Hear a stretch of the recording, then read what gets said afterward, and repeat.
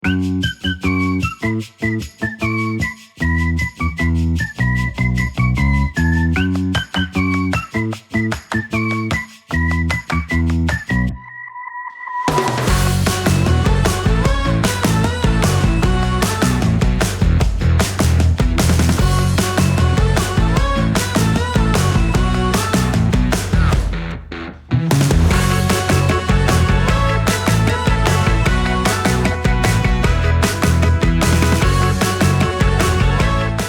everyone, it's Jen from Stillwater. Today we're going to be talking about irrigation. Irrigation is something that is really important here in California since we're usually in a drought. We don't get much rain here. We're in zone 9A, and right now as we're filming this, it's July, so it's the height of the dry season. We like to use drip irrigation here just because we want to conserve every precious drop of what we do have and make sure that none of it runs off. So in this video, we're going to be talking a little bit about how we do our irrigation and then some of the cons of drip. If you like this video, hit the subscribe and the like, and that just helps us to be able to make more videos like this for you. So I like to keep a lot of my extra pieces in this little plastic bin here.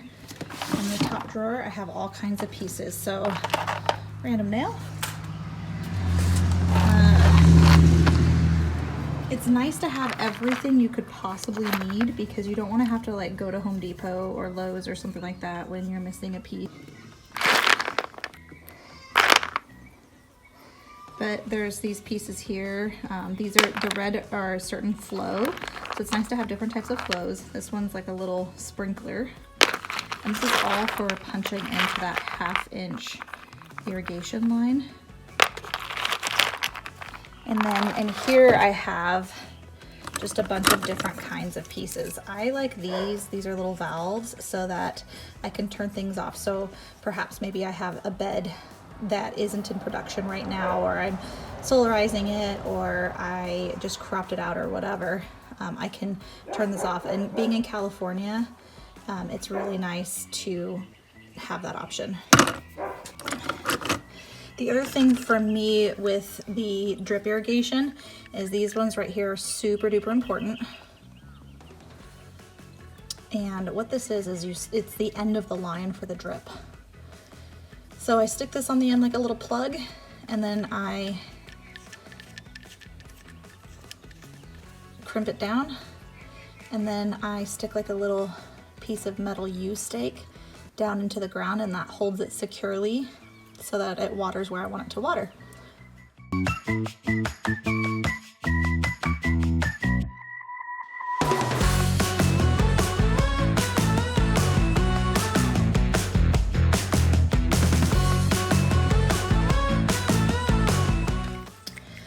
On the opposite end of that, I have these little barbed pieces. So when I have my 1/2-inch line, that's my backbone, I can drill into that and then put my drip tape into it. So this is some of the drip irrigation that I use. I definitely use a backbone of 1/2-inch tubing, irrigation tubing, but this is the drip tape that I use. It is from Netafim. But again, I kind of feel uncomfortable telling you what I'm using only because it's so context driven. Whatever you're doing and whatever, wherever you're at may work better for you. So don't just copy blindly. Think about your context. Think about your needs in your own garden and your own farm, and get some expert advice. Okay, so this is the backbone I was talking to you about. This here is a 1/2-inch PVC backbone right here. And everything, all of my lines are tied into it. So depending on the bed, I might have 4 or I might have 3 lines that are tied into it. Or I might even just have 1. So for example, this one right here, there's that valve I was talking to you about. I need to add more of those. I just haven't gotten around to it yet. I have 2 here just because I had something else going in it, but only one of them is actually being utilized.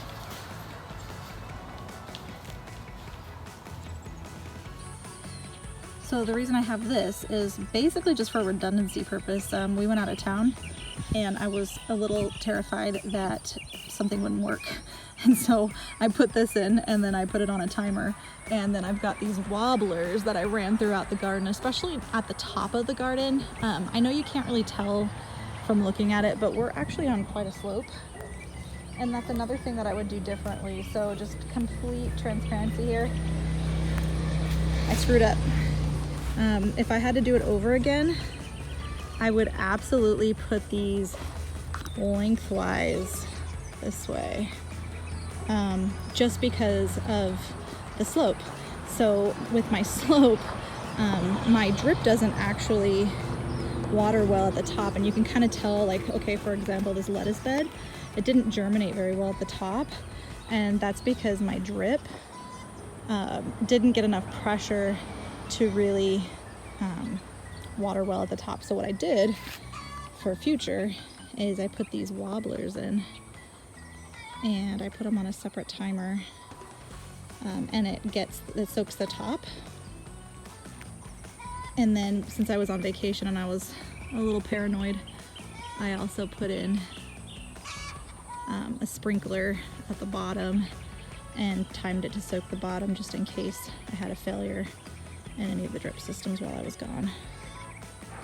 In California, where it's hot and dry, I don't want my water to be running off into the pasture. I want my water to stay. So as it stands right now, because it's going downhill, I think I lose a lot of that water, even if it's on drip, towards the bottom of my beds. And I don't have enough water coverage at the top of my beds here. So I had to get a little bit creative with fixing that problem, and that solution was the wobblers. If I had things running the opposite way, having really long beds and less of them, I think I would keep the water more evenly dispersed throughout the garden. Now, if you were in a place that got tons and tons and tons of rain, you would absolutely want to orient your beds this way, because you would want to shed the water off. You wouldn't want standing water on your beds. Okay, so this is our well. It's super duper old. We're gonna have to do some replacement cost to the pump soon. But because this is a super old piece of land, built in like 1957 or 56, something like that, all of this pasture used to be working, and there was all kinds of below ground pipes that have since ruptured and leaking and all kinds of stuff. And in California especially, you don't want that. We hold on to every precious drop of water we have. So this is what we're doing. So admittedly, this isn't the best setup, and this is just temporary until we can dig out all those lines and replace them and figure out where things are going. We've only been here about 1.5 years, and a lot of that time was spent renovating the house and fixing the fencing and getting the garden in and all that stuff.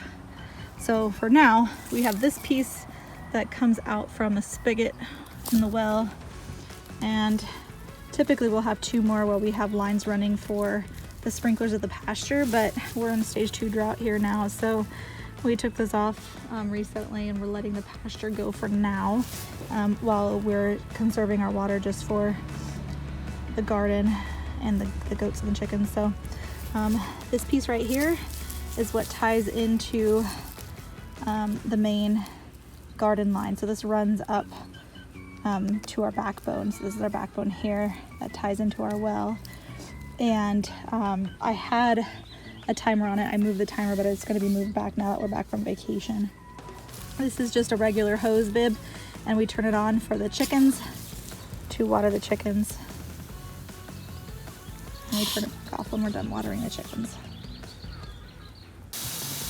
Okay, so I wanted to share with you some of the drawbacks of using drip irrigation.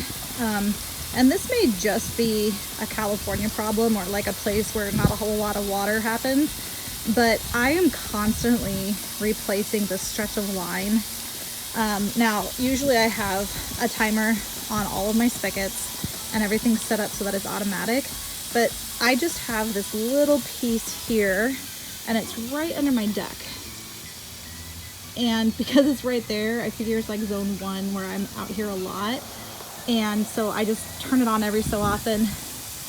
But something is chewing my irrigation line. I've replaced this about 4 times.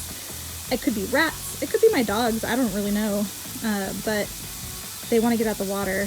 I don't think this would be a problem if your context was, say, I don't know, North Carolina, where there's like 50 inches of rain a year or something like that. But because we get so little water out here, I think something is trying to access the water, and so I have to keep replacing it. I could potentially fix this by sinking the line, maybe, potentially, or just hand watering it with a hose. But you know, you have to think about potential drawbacks of drip, and this is definitely one of them.